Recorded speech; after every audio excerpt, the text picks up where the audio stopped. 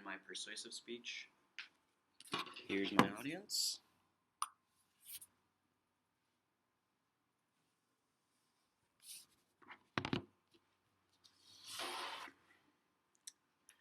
As a student receives a C for their final grade based upon 100% of homework completion and 50% test average, did the student really learn that class? We need to take this serious as students are getting away from learning and just passing classes. I know from past experience from middle school that I was just worried about passing the class than learning. But in high school, specific classes have standard-based grading, and after those classes were over, I would actually learn what I was taught. The problem, solution, and benefits. Standard-based grading is the future of education. The problem with traditional grading system is based more on completion. The solution to this is standard-based grading, which is based on learning the set standards. And the benefits of this system is to communicate student achievement. So the definition of traditional grading system is each assignment, regardless of size, type, or complexity, is given a percentage score. The overall grade for the class is then typically weighted so the final grade represents a stated proportion of different types of work. For example, daily homework may be counted as 50% of the final grade, chapter quiz may count for 20%, the final exam may count for 20%, and a project may count for 10%. So in this graph or picture, Antonio has 70% on homework 1, homework 2 78%, and homework 3 75%.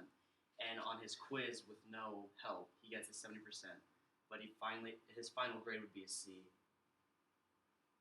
and the rest is the same as usual. So traditional grading system versus standard-based grading.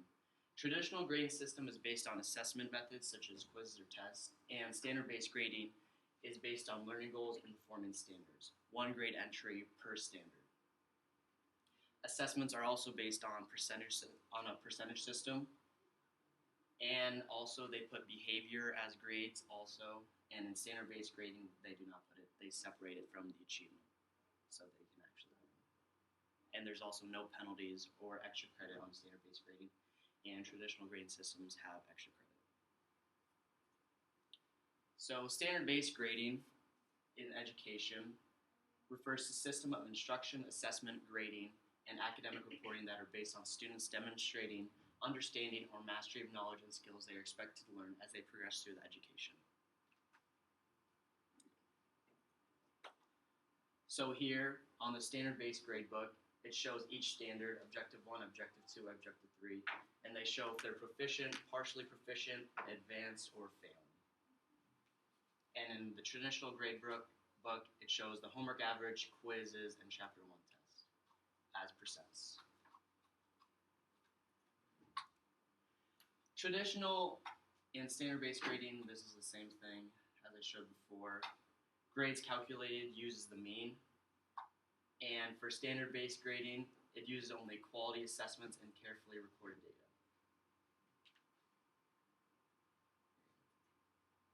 And then also here it shows the standard-based grading.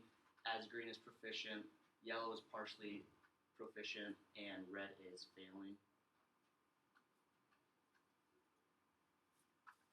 So standard-based grading relates grading procedures to learning goals.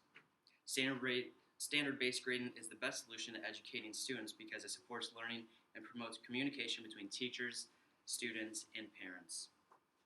It also gives the students multiple opportunities to demonstrate learning and adds benefits to the students with real-life situations.